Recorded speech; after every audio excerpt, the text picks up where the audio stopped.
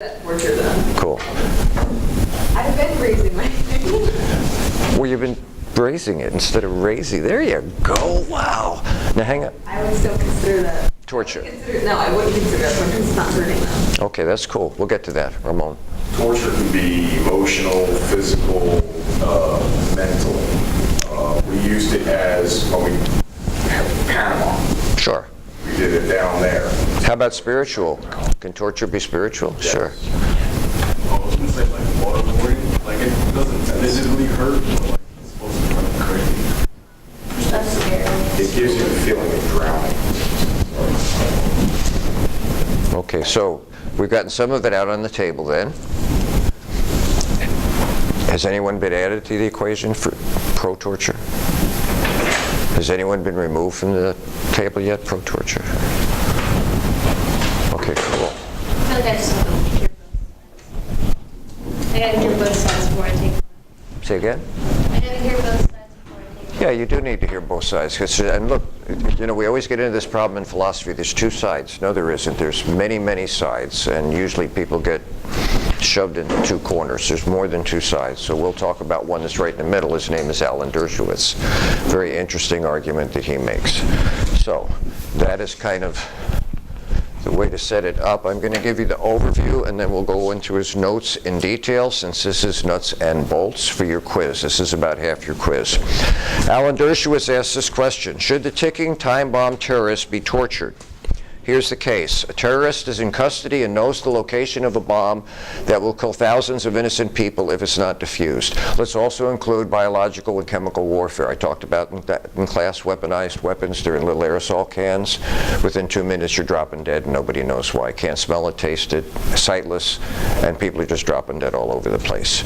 So should the terrorist be tortured to reveal the bomb's location? That's what we call the ticking time bomb case, and everybody sets that up, okay? In response to that, Dershowitz says, there's two cases, one for and one against. The case for torture is utilitarian. The harm of torturing one person, and even killing one person, is outweighed by the benefit of saving so many innocent lives. What if we torture a person who's not guilty and has no information, never had any information? That's a question the utilitarian argument has to deal with, because utilitarianism promotes the greatest happiness in the least amount of pain. Can you inflict pain to make yourself happy, to feel safe? That's not a utilitarian argument anymore. We promote the greatest happiness for the greatest people. This also goes back to Ben Franklin's argument that if you surrender certain liberties to purchase a little temporary safety, I don't know if you really should have any of these freedoms anymore. It's kind of an extreme position he took. But then he's the one who put his life on the line, and we didn't, to have freedom. The other case is for what we call moral virtue. Committing torture in one case establishes a dangerous precedent and potentially leads to future abuses. It forces us to surrender what we have traditionally called the moral high ground. So, as far as we know, at least publicly, we have taken the high ground when our enemies have taken the low ground. So we'll use the Japanese during World War II and the Nazis in World War II, and they did things that were just atrocities, and we didn't do those, as far as we know. It's not been revealed whether we did those or not. People who waterboarded were put on trial and convicted, and they were put in prison. It was considered torture. And by the way, we were one of the central people who wrote the Geneva Convention and promoted its signature. No torture.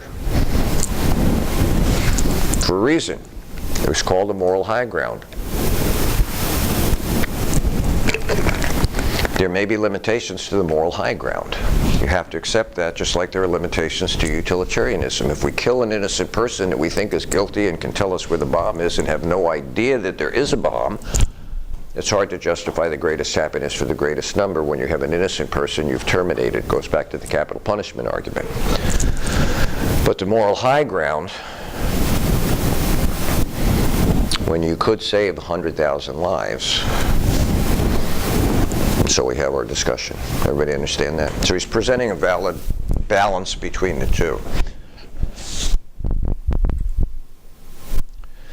Because we have conflicting values. Protecting the safety and security of citizens is the primary job of the state, or should be. Preserving civil liberties and human rights. That's the very foundation of who we are as a libertarian society. And here's the point that he's going to make throughout the lecture. Maintaining open accountability and visibility in a democracy. Democracy is supposed to be open. That's the whole point of it, at least in theory. And so if we begin to sweep things under the rug and we begin to hide things under the table and people don't know what's really going on, have we sacrificed at least the value of democracy, of freedom, of knowledge, of knowing what people are doing in our name? By the way, when the executioner pulls the lever, you're doing it. He's doing it or she's doing it in your name because you support it. Doesn't matter if you're physically there doing the deed or not. As long as you concur with the deed, then you might as well be the one who's doing it. And the same thing will happen if we torture people. And if they turn out to be innocent, we get to deal with it, whether it's torture and we don't have a true terrorist, or whether it's the innocent and capital punishment.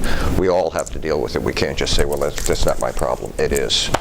If you live in a society and you don't agree with capital punishment and it goes on and we end up executing innocents, it's on you just like it's on everybody else. And the same thing happens when we use torture to torture people to get evidence to save lives, and we end up killing someone or torturing someone who has no knowledge of anything to go on.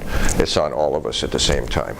We can't, well, we love to do this. We love to point fingers right now, but morally it's a question whether that works. Go ahead, dear. I mean, it's topic related, but like, I don't want to side there, but like, with waterboarding, what is exactly, like, I know some of the, like, what it involves, but not What it involves, they put you on a tilted board, they put a towel usually over your face, and they wet it, and it feels like you're going to drown. And I suppose it's hard to suffocate, too. It can literally, you can ingest the water. I don't think you cannot. Go ahead. Yeah, it's exactly how you said it. They wet the towel, and it's a constant stream of water that's put in there. It's supposed to give you the feeling of drowning, and you can't lose consciousness for lack of air. And if you ingest liquid in the wrong way, you go down your lungs or something. I mean, if you have a wet towel, you open your face, you can do that. Sure, yeah. And at the end of World War II, we tried people for doing it and found them guilty because we said it was torture. Then we changed the name of it. We found a lawyer who would, and look, I'm not taking sides, this just happened. We found a lawyer, he changed the name of it to enhanced interrogation techniques, and now suddenly it's legal. It's the same act, it hasn't changed, we've just changed the name. So this is Dershowitz's case. Utilitarian argument to save lives, obviously, that's the state's responsibility. But in a democracy, how do we go about accomplishing that goal? We have to go back to Ben Franklin. Are we surrendering some of our basic values? Is the moral high ground the ground that we should address? Well, we also have to include this in a discussion. We have foreign terrorists, but we have homegrown terrorists too. Homegrown terrorists are still citizens of the United States. And we have certain rights, and those rights are supposed to be inalienable. Now, whether we should extend them to foreigners or not, that's a question that we can have. It's a legitimate discussion and argument we can have. But it still goes back to the basis of what it means to be a democratic people. We have traditionally, as far as we know, held ourselves to the highest moral ground. We do not do things that other people do. So some of the arguments when you had essays, weekly essays, well, they did it to us, why can't we do it to them? Right. So people rape people will rape you, people sodomize people will sodomize you, and that argument goes south in a heartbeat, unless you agree with that kind of retaliation. Okay? This is really important, because we live in a time now where we think we haven't been attacked again. I was thinking about this last night. No one will tell us how many times we've thwarted attacks. They don't want the enemy to know how good we are at this, and we're getting much better. So have we been at risk? Yes. Have they come close? Probably yes. And we just are very good at it. It's like one of the adages out there is a terrorist only has to succeed once, we have to succeed every time, or we become victims of another 9/11 or something like that. So this is Dershowitz's argument. This is a real situation. How do we deal with it? And now I'll give you his argument. Again, this guy's a Supreme Court lawyer. This guy's been around. He's probably the best we have. So this is and I'm just going to read through most of this. Ticking time bomb case is an imagined scenario in which a captured terrorist knows the location of a bomb. So we know they know, but they don't want to tell us. A number of philosophers have argued that it would be morally permissible to torture such a person in order to obtain the location of the bomb on utilitarian grounds, that this would bring about the greatest happiness for the greatest number. Others claim that to commit torture in a single case would set a dangerous precedent and inevitably lead to abuses. Dershowitz argues that in deciding such matters, we must negotiate a trade-off. It's a compromise between three conflicting matters. We talked about this. The safety and security of citizens, preservation of liberties, and this is his point. So when you see this on your democratic accountability, how do we hold people acting in our name and in our benefit accountable for what they're doing? If we have to torture, how do we hold them accountable so it doesn't go underground, doesn't go dark on us and we don't know what they're doing? He says, although we cannot fully satisfy all these values, Dershowitz argues that our best option is to establish a legal framework that permits torture in certain cases, but only when safeguards are in place to prevent abuses. Well, we have a legal framework. It's called the FISA Accord. As far as we know, we've been told there's only 2 times when the court's been permission or petitioned to avail themselves of methods to protect ourselves, and the rest of the time they've just gone ahead and agreed with it. But we have no idea what's been agreed to. And part of that, again, is to protect our intelligence agency, that we don't give up the techniques we have that have kept us safe this far. Well, that gives us what we call a conundrum. You're between a rock and a hard place. We want to be safe. We don't want it to go underground. We don't want people doing things and we find out later on, oh my gosh, I can't believe we signed off on that. But we want protection as well. What's the compromise?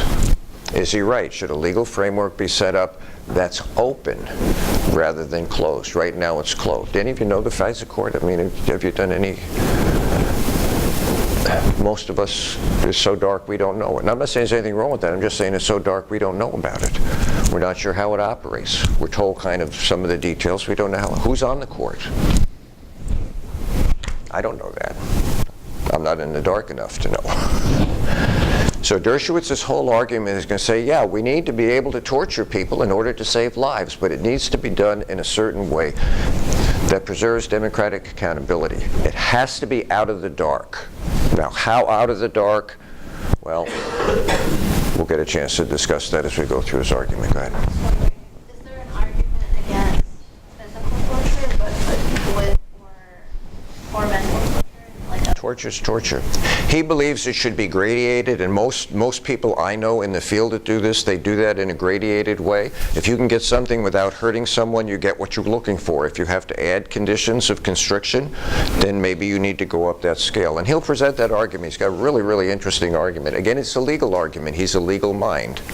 Go ahead. Now that we want to make the argument for enhanced interrogation, does that fall under the same umbrella that he's discussing? It's a tool. Look, that's out in the open. People should know that. No one's hidden that. We just know that it's the same mechanics that we condemned after the war, after the Second War, but we know we've changed the name and we're okay with it, and we say it's provided us information that's made us safer. Most people I know, bless you, most people are okay with that. Not all, but most are. So here's how his beginning thinks. A decent leader of a nation plagued with terrorism is asked to authorize torture of a captured rebel leader who knows or probably knows the location of a number of bombs. He orders the man tortured, convinced he must do so for the sake of the people who might otherwise die in the explosion, even though he believes that torture is wrong, indeed abominable, but not just sometimes, but always. He's got to save lives. So we went over the utilitarian argument. If the torture of one guilty person is justified to prevent hundreds of innocent people, it would seem to make sense to us. The moral high ground argument, the strongest argument against any resort to torture, even for limited use in one extraordinary type of situation, would constitute an important symbolic setback in the worldwide campaign